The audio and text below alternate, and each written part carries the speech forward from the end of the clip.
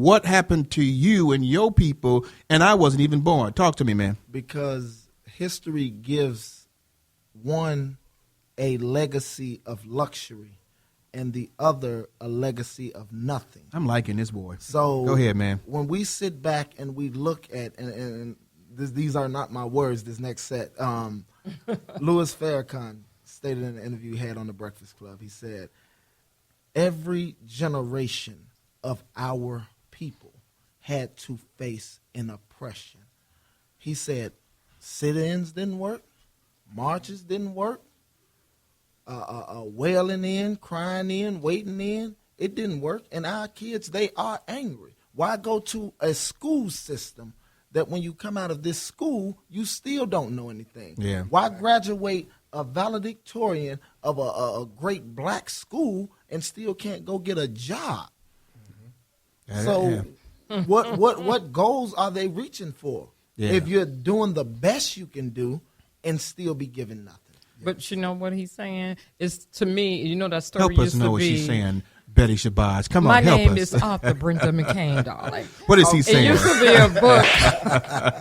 It used to be a book called "A Tale of Two Cities." Living as an African American in this world is the tale of two worlds. Just like Laraj said, we have to be beyond in education and smarts, and you have to be crafty and smart with everything you do. Unfortunately, it doesn't count for too much in the world that we live in now. And I'm not saying that you have to have a degree for this or that, but if you're going up for a job, nepotism with the other race it favors them. Like he was saying, they are born into privileged world. We are born into poverty. And the only way it would get better if we keep striving to make it better. But when you oppress so long, it's like, when is it going to change? And unfortunately, we're not mad at them. We're mad at each other now. Yeah, and we do have a lot of men. And man, jump in anytime you want to, Raymond. Yeah, and I was going to go back because one of the things that I was always also taught was it was a learned behavior. So it's generation after generation who has been taught to hate different people and different ethnic groups.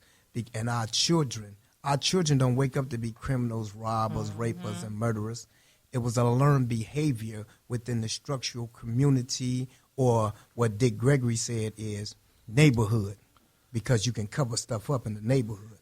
Because if you was in a community, you will have stock in your community and you will have say in your community, and that's why they call our places where we live neighborhoods, because they've been covering up stuff for so long and it's going unnoticed and ain't nobody tapping into it, and our so-called black leaders are being paid under the table to pacify us and say, oh, don't do that. It's going to be all right. We're going to get some answers.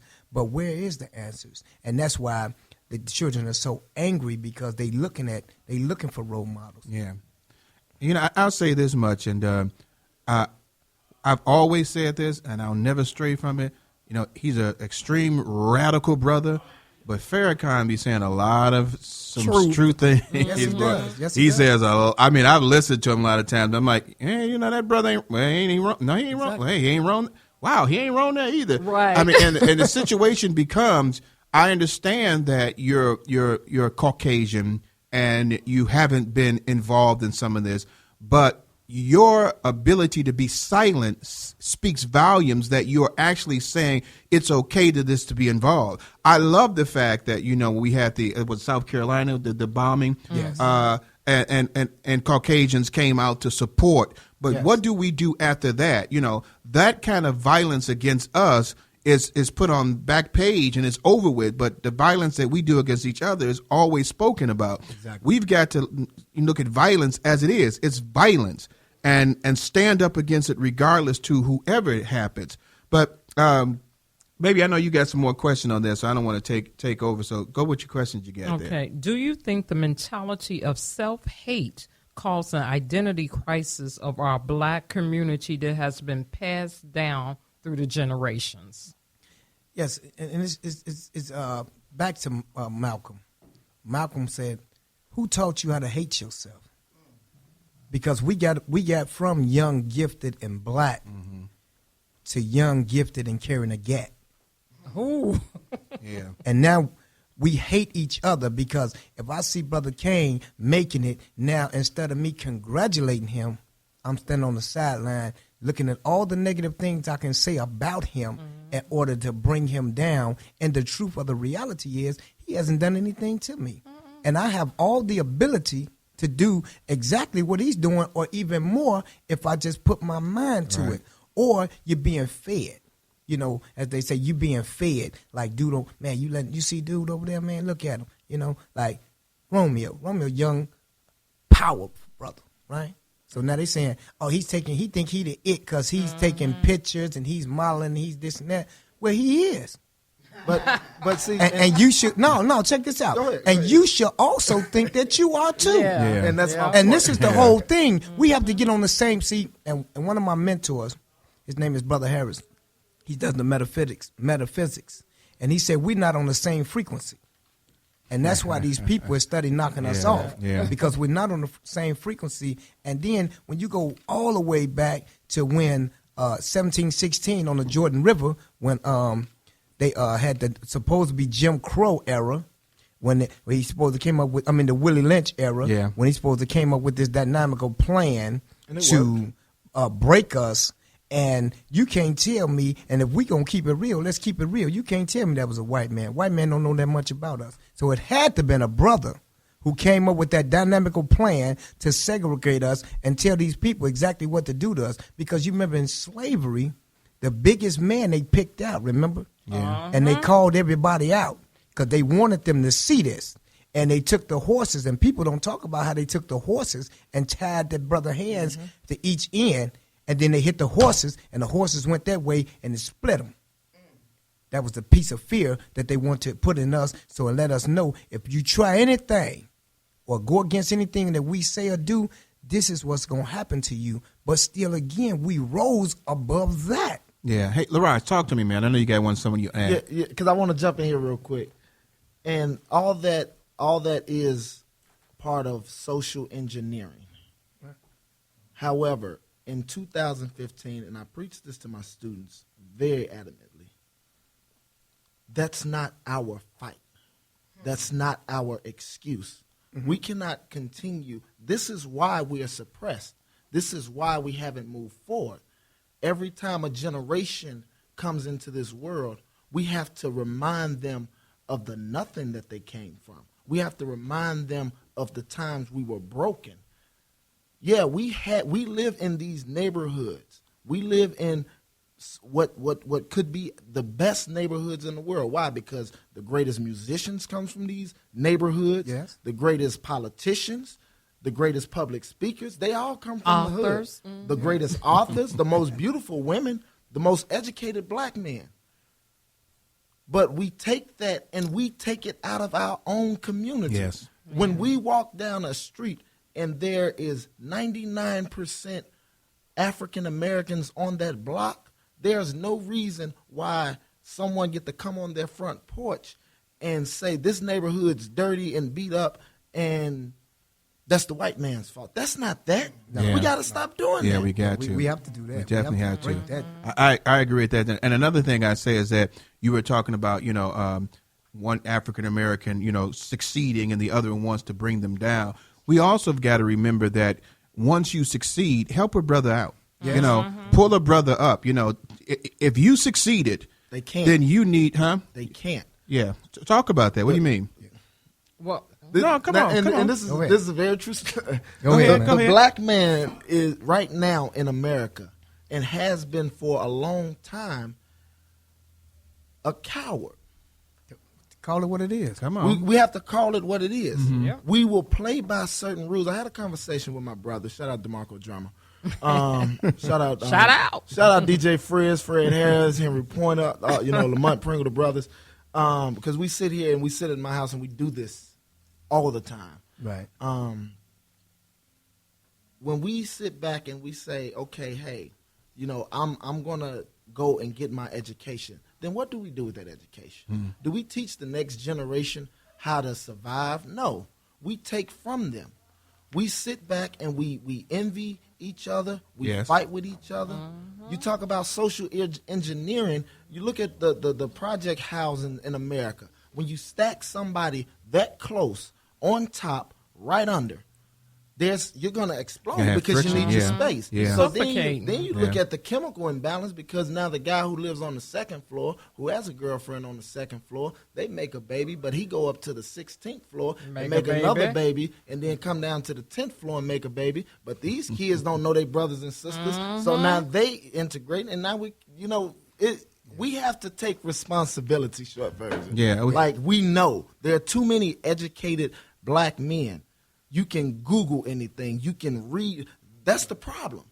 We have this luxury of an excuse that we are owed something. Yeah. Where regardless of what our ancestors been through, a black man has always taken pride in putting in the work. Whether he worked his butt off for 30 cents a day and got a shack for his family, that was enough for him at that time. Now we're in a world where the Koreans are advancing, the Russians are advancing, and this is in our community. The Arabs, the Muslims, they're advancing in our communities, and we're sitting here because a black man in America right now says, "Oh, I get paid $800 every 2 weeks, so I'm gonna go get a $900 apartment because." If I times my check times 2, that's $1,600. I still got $700 to play with. We put our chickens, before the egg. Yeah. With everything. Yeah. And you're 100% right about that, because I like the fact you said that we black men have been cowed, because we have been to a point where we're not standing up for each other anymore. That we're not fighting for each other. We don't believe in each other. We're not protecting each other. We don't care about each other anymore. And the fact of the matter is that we need to get back to the point where we understand that, we can't get anywhere without each other. We have to help each other. We got to care about each other. We have to support each other. And you're right. There is no excuse for what we can do. We've always been, at the bottom of the totem pole, but we've always found a way to get back up. Now, one of the things I don't like is the scenario is that the black man is lazy. And I hate that fact, because that is not the case in any form when of we fashion. built America, we lazy though. But you get that kind of stereotypical thought process, and that breeds violence. See, violence. Let me say this, and we got to go to commercial break. Violence starts verbally, it starts mentally, and then it goes physically. Because when you think that somebody is no good, and then you look at them as they're no good, then they're going to show you in some way, form, or fashion that they are. And it can come, like he said, stacking people up in certain places. When you sit there and you stack all this on me and say that this is what I am in a negative way, then I have to fight positively anyway, as is one thing, by any means necessary, to let you know that that's not the case. Once you start verbally and mentally talking against me, then I am, as an individual, going to come against you. That ain't got anything to do with Christianity or nothing. That's humanity. People are going to come back and fight against you. And you've got to start fighting against them, but fighting with them. The Bible says we should love one another. But in order to love someone, sometimes we got to be colorblind. Or sometimes we just got to look at another color and say, we're the same. I love you. If we can start doing that again, start looking at a brother and say, man, you got something. I love you. I want to help you. I want to bring you. I'm going to grab the next brother, or working together. But we can't sit there on the corner saying, the white man ain't doing nothing for me. No, you can't do that. And so we definitely got to stop doing it. Man, I'm going to tell you something. You guys are blowing it off the charts with this one here, boy. I'd already see a part 2 on this show, baby. This is educational. This is what we want. We want people to call in. Don't be scared. Don't be scared. Call in, Facebook us, Twitter us, Instagram. I keep on saying LinkedIn. Contact us. Send us your information. I don't care how radical or racial or negative you might be, because we've got some brothers here that can turn that thing around to give you a better insight of what it means, because violence is something that can be stopped just by talking about it. Hey, we're going to go to our commercial break. Are we on commercial break yet, Jonathan? I don't know, man. Jonathan, my boy, he takes care of me. I'm looking at the clock here, so I don't know. We on commercial break? What are you saying? Y'all all looking at Jonathan, huh? We got a minute? Oh, he going into it now. So go into it now, man. We'll be right back. We're talking about black violence in America. This is the Let's Stay Together show. We'll be right back after these commercial breaks.